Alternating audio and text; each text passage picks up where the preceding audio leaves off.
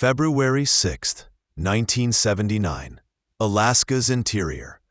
The sun rose reluctantly over the Denali foothills, casting a thin orange glow across the treetops.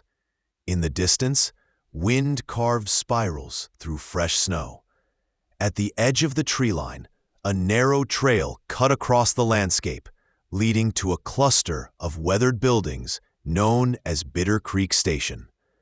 Bitter Creek wasn't on any major map. It was a drop point, a cluster of 4 cabins, a general shack, and a U.S. mail sign nailed crookedly to a pole. 23 residents lived there year-round, most off-grid, raising dogs, trapping, and keeping to themselves. The mail only came in once every 2 weeks during the deep winter, flown in when weather allowed, and when it didn't, hauled by snowmobile from Kantishna. That morning, the job fell to 62-year-old Henry Albright. He was a former bush pilot turned mechanic, tall and lean, with a gray beard and tobacco-stained fingers. His wife, Margaret, had passed away the year before, and since then he'd been quieter, more withdrawn. But when the trail was clear and the weather fair, he still took the mail route, covering nearly 18 miles of frozen backcountry. "Forecast looks sharp," said Cliff Daniels, the new ranger in Kantishna. He handed Henry the parcel bag and a thermos of coffee. "You sure you're good solo?" Henry nodded, pulling on his fur-lined cap. "Done this run 100 times. Beats sitting alone with the dog." The dog, his aging husky Boone, wagged once and trotted ahead toward the snowmobile. Henry followed, engines sputtering to life in the dawn cold. By 8:15 a.m., they were moving. The trail wound through spruce and birch, past iced-over creeks and old trapline markers. Boone ran ahead, trailing his master like always, eyes sharp and ears alert. The wind howled softly through the trees. It was cold, but not brutal, maybe 5 below, and the sun held strong above the horizon. By noon, Henry had covered more than half the route. He passed Bear Hollow, a rocky ravine notorious for snowdrifts, and started the descent into Low Pass Gulch. That's when the machine sputtered. He tapped the throttle. It coughed once, twice, then died. "Damn it," he muttered. He dismounted, stomped around to the side, and opened the engine hatch. Steam hissed out. Coolant line, frozen solid. Boone circled anxiously. Henry wasn't panicked. He knew these woods. He had supplies. He was 5 miles from Bitter Creek. If he followed the ravine on foot, he could reach an old ranger lean-to by nightfall. So he strapped the mailbag to his shoulder, tightened his parka, and started walking. What he didn't see, what he couldn't have seen, was the low bank of snow gathering above him.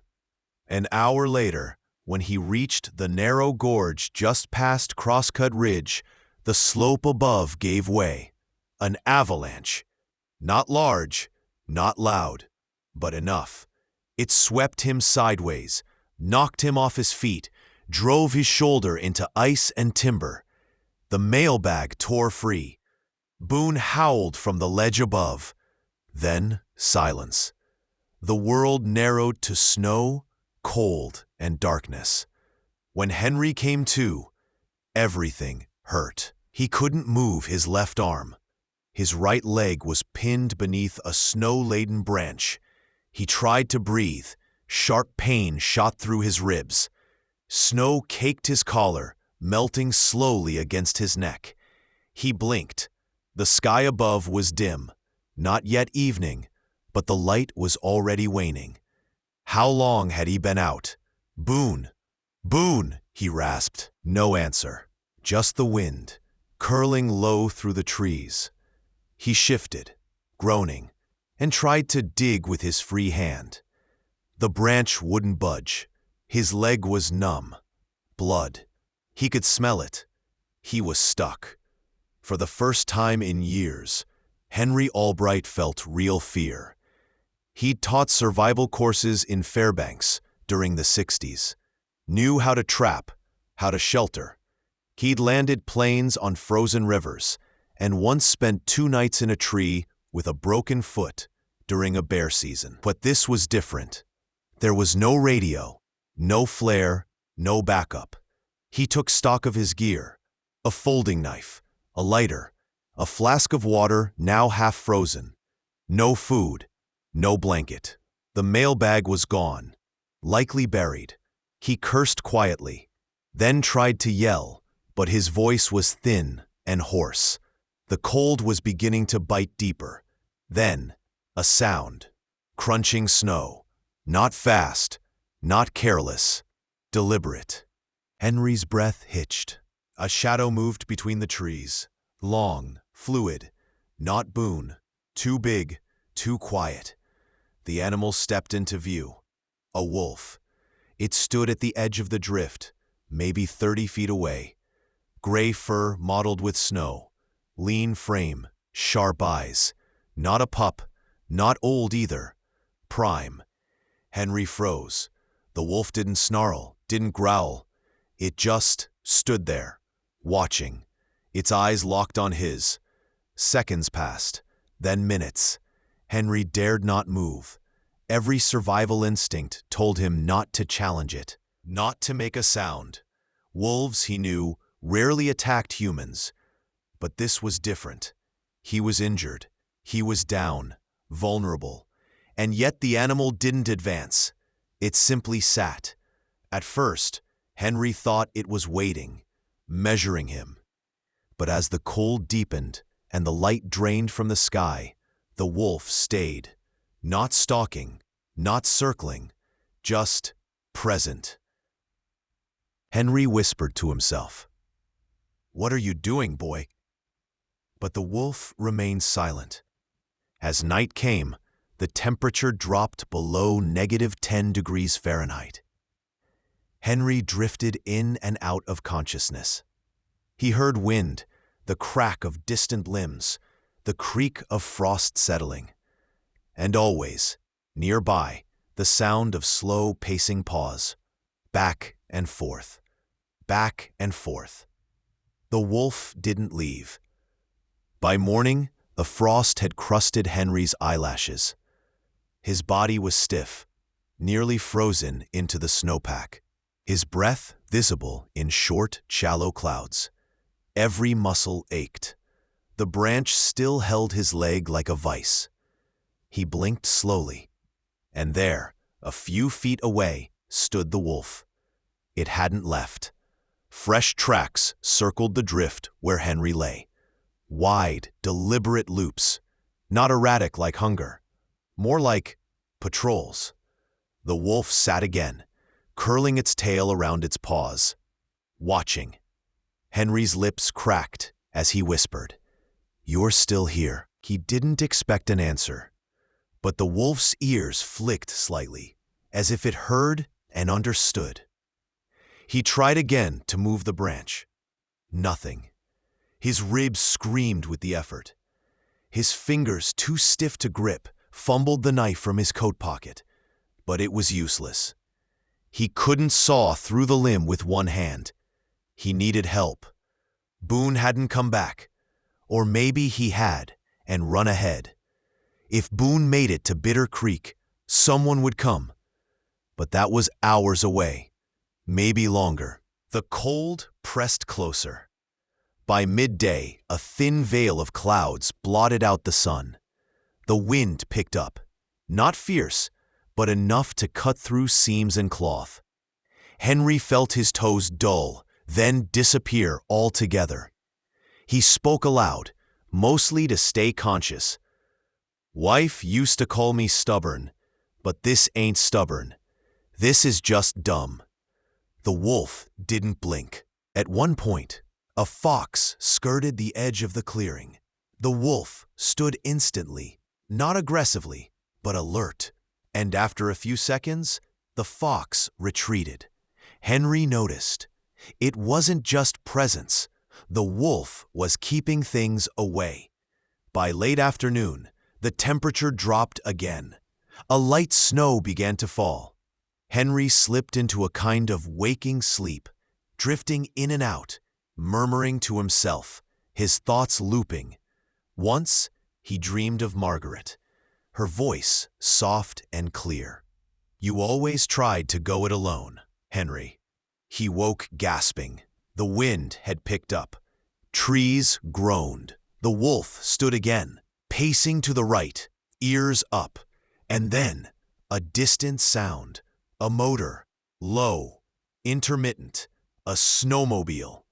Henry squinted toward the sound. The wolf did too.